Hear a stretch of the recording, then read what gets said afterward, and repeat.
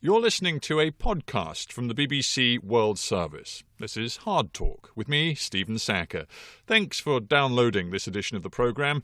I do hope you enjoy it. Welcome to HARDtalk on the BBC World Service with me, Stephen Zahar. My guest today was one of the co-founders of the Palestinian Islamist movement Hamas.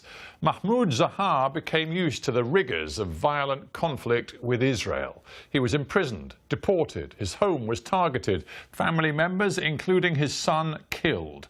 But he and his Hamas colleagues remained committed to an armed struggle whose ultimate objective they characterise as the liberation of all the territory between the Mediterranean Sea and the Jordan River. To Israel, Hamas is a terrorist organisation, and Mr. Zahar is a terrorist with blood on his hands. To Palestinians, he is one player in a prolonged internecine struggle between Fatah, the organisation led for so long by Yasser Arafat, and Hamas. It is a struggle which has taken territorial form, while the Palestinian Authority, dominated by Fatah, controls the West Bank. Hamas rules Gaza. In recent months, the two Palestinian rivals were supposed to be organising a reconciliation and unity administration, but it hasn't happened. And now President Trump has taken decisions, most notably over Jerusalem, which have plunged Palestinians into a new level of despair. Is their struggle for statehood effectively over? Well, Mahmoud Zahar joins me from Gaza now. Welcome to HARDtalk. Most welcome. I have to begin by asking you about your frame of mind, your spirits at the beginning of this new year, 2018. I look at the diplomatic, the political and the economic situation in Gaza, and I can barely imagine anything more bleak. Is that the way you feel too? First of all, I would like to address that this is one of the most important points in our history. Yes, our life is very miserable. Not because of bad management from our side, but because of the crime committed by the Israeli occupation and by the cooperation of the Palestinian Authority with them, and lastly by the impact of the international community represented mainly by Mr. Trump against our human rights in the most important third shrine in Islam, Al-Aqsa Mosque. The siege for a long time destroyed our medical, our social, our economical life, and nobody is interested about human rights where 2 million Palestinian people are living in this area. Add to that our miserable life in the West Bank, in addition to the very distressed life in the refugee camps outside Palestine, whether in Jordan, especially in Lebanon and Syria. For this reason, I think it is a big crime. It's a big crime against the Palestinian human rights. Right. You've packed in a lot of different complaints into that first answer. I want to unpick it, if I may, because I want to take a lot of it very seriously. Let's start with what you characterized as the malign sort of international diplomatic intervention. You named Donald Trump.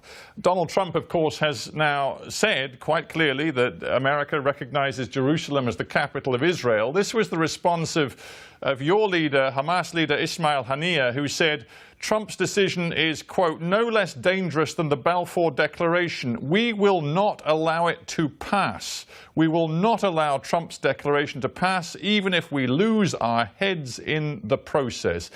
I mean, that kind of rhetoric is fine. But what are Palestinian people supposed to make of it? Because, frankly, you look completely helpless in the face of Mr. Trump's decision. I think I disagree with you, because we are living under occupation since many years. Since 1948, they occupied what is called now Israel, and after that at 67. But lastly, by our method of self-resistance, self-defense against the occupation in Gaza, we succeed to eliminate the occupation in Gaza. But because of the cooperation between the Palestinian Authority, which is a big crime actually, with the Israeli security sections, they succeed to prevent the intifada in West Bank and in Jerusalem. But I will remind you about what happened when the Israeli decided to make what is called the electronic channels. The people, the disarmed people, demonstrated and they succeed to protect Al-Aqsa Mosque and to avoid the division. Mr. Zahar, if I may interrupt, you say, you know, that you will respond and that you've responded in the past. The truth is, since that decision taken by Trump in December on Jerusalem, we've seen, what, a dozen or so rockets fired from Gaza toward Israel. The Israelis have responded by targeting weapons dumps. The truth is, everything that you talk about in terms of violent military resistance plays into Israel's hands. It allows them to characterize you yet again as terrorists out to kill Israeli citizens. What is the use of that in the current climate? First of all, these are not citizens. These are settlers. These people left their homeland from America, from Russia, and came. For this reason, we are against foreign people, took our land, violated our rights. I'm speaking here not about the rockets. I'm not speaking about the people in the West Bank have their right to defend themselves by all means. We started by throwing stones, using knife, and lastly, at a time, used guns against the Israeli.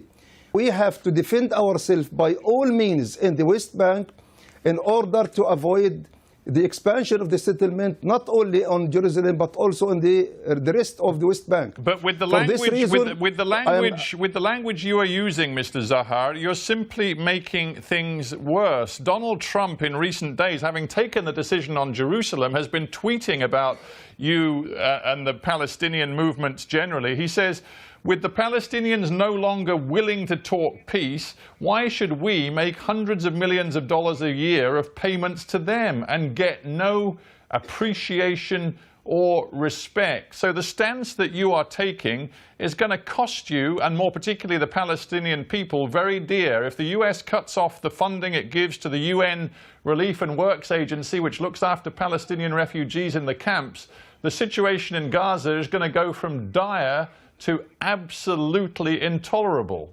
This language we are not understanding well. Why? Because our land, our homeland, our holy places has no price. It has no price. It's our religion, it's our faith, it's our spirits, it's our future. So this language can be addressed for PLO. We actually advise them, don't play with America and with what is called international community by this language, because they are going to make pressure, and at that time you are going to yield. You are going to denounce your right in your homeland. That's all very well, Mr. Zahar, but what do you say to the Palestinians who rely on monies coming from the US to keep them alive? That is, those who take funding and food and material support from UNRWA, an agency which is mostly funded by American money. At least the biggest funder is America. This language should be differentiated between the UNRWA, which is treating the crimes committed against our people in 1948. I'm speaking about the Palestinian Authority since Oslo Agreement, when they believed that with cooperation on with all levels, including the security cooperation with the enemy of the Palestinian people, they believed that they are going to achieve a West Bank, Gaza government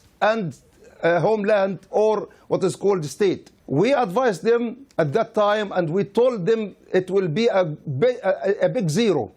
Now we are not getting benefit, or even we are getting benefit from the money, but we can't actually denounce our right in a holy place, the most important third shrine in Islam, which is Al-Aqsa Mosque, because of the American money, because of the donation. Yeah, Mr. Zahar, I think if I may say so, you've spent most of this interview so far criticizing the Palestinian Authority for its relationship with the United States over many years. But I'm a little confused. I mean, you in Hamas, as of October 2017, just a few months ago, are committed to a reconciliation agreement with Fatah, which is supposed to lead to a reunification of the administration in Gaza and supposed to see Fatah and PA, Palestinian Authority forces, take security control in Gaza. Are you suggesting to me that that deal is now completely off? First of all, I'd like to address that It's not a reconciliation. This is a misleading name, actually. We in Cairo in 2011 agreed to have a deal and agreement in Cairo. This agreement includes the most important point is to run election for the municipality level, for the legislative council level, and for the national council level. And we are dead sure that we are going to win this election. At that time, we are going to change the attitude of this authority from cooperating with Israel to the degree as we did with the Israeli in 2005. Look, for this reason, we are not here speaking about... We don't have time for a long history lesson, but the bottom line is, just a few months ago, you were prepared to talk about a deal with Fatah, and Fatah insisted part of that deal would be that you would accept Palestinian Authority security control in Gaza, and Hamas would ultimately have to give up its weapons. Are you prepared in Hamas, as part of a national deal, to give up your weapons? It's not a national deal. It's between Fatah and other Palestinian factions, but the Palestinian people in the refugee camps, more 6 million people outside, they did not share that. I'm speaking about what is the substantial core of this deal you described in the last few months.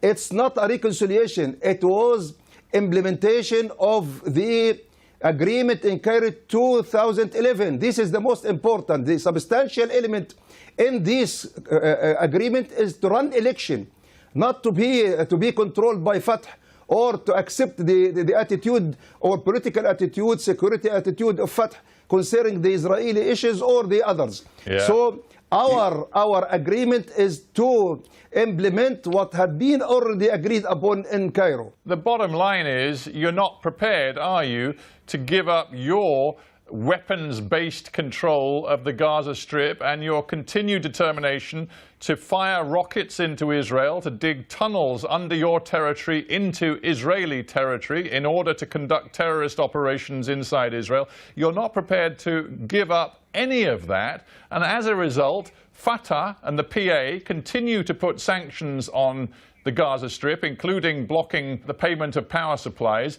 Your policy is damaging your own people. I'm sorry to hear that from your side. This is the language of Israel. We are not a terrorist, and we are not launching rockets against Israel randomly. But we are defending ourselves against the Phantom 35, the most sophisticated weapons belong to the Israeli, destroyed our infrastructure bases, destroyed our people. Personally, I was a target many times by Israel. They killed two sons of mine. One of them was getting a master's degree from Salford University, Manchester. So you are not speaking about the crimes of Israel against our people, about the sanction, about destroying our infrastructure bases, and you are insisting to describe the Israel. I'm sorry, let me continue my answer. You are speaking as we are launching rockets against Israel as terrorists. We are not terrorists, we are freedom fighter. We are occupied by foreigner, dismissed all through your history. You as European people and American, particularly European people, responsible about the disaster of Jews when you 100 times destroyed the existence of the Jews in your country and dismissed these people to our people as a part of occupation. Yeah, so no, hang on, Mr. Zahar, I want to ask you a serious question, though. I mean, I know your personal history. I first met you on a South Lebanese hillside when you'd been deported by the Israelis back in the early 1990s. I know your own story, including that of your family. But I put this to you. When you tell me that you're conducting this struggle, I say to you, the UN envoy to your conflict with Israel, a UN envoy called Nikolai Mladenov, he said recently that the Palestinians need to focus on addressing the humanitarian needs of their people in Gaza, not on building tunnels and spending money on rockets which they intend to fire into Israel. Why do you not put the humanitarian need of your own people first? Do you believe that your capital can be occupied by foreigner and the price will be humanitarian aids? Humanitarian aid is our right, whether we are in fighting as a freedom fighter or living in prison. We are here speaking about national interest. Our interest is our land. Our land will known, occupied at 48. Our interest is our holy place. Al-Aqsa Mosque, which is the most important third shrine in Islam, not only for Hamas, but for every Muslim, even the British Muslim. So we are here speaking about a national interest, not as a bigger looking for money from their area or that, from Molidarov or from the UNRWA. We are occupied area.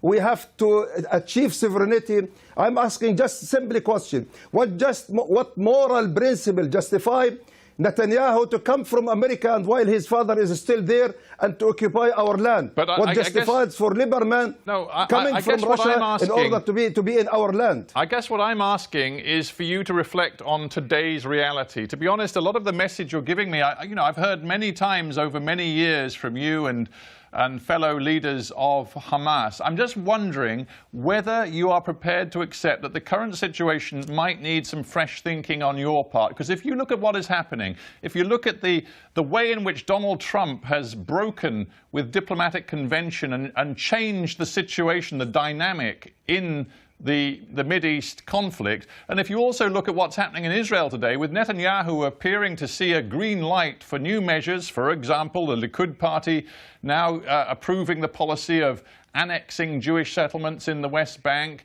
a new Jerusalem bill which basically makes it almost impossible to imagine the Knesset ever ceding territory to the Palestinians in Jerusalem as part of a peace process. If you take all of these things together, it seems to me you're in a more negative, difficult diplomatic place than you've ever been in before. And I wonder whether you now have to develop a new strategy. Okay. We are not believing in this diplomatic change.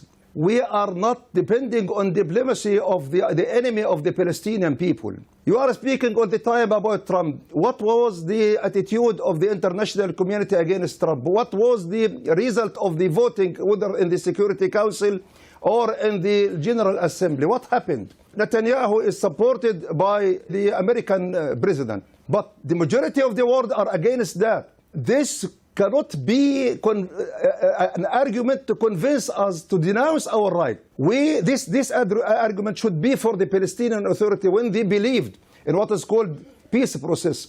We practiced, as a Palestinian people, all the peaceful method in order to achieve our right as a homeland, and now we see no square meter for the Palestinian except Gaza, liberated by armed resistance. If I may say so, Mr. Zahar, if I may say so. I'm sorry. I should continue. We are insisted to defend ourselves by all means, including the armed resistance, and the people are believing in your addressing, as the addressing of the international community, money and the aggression of the settler and Netanyahu policy and the Trump policy. This is not actually will change.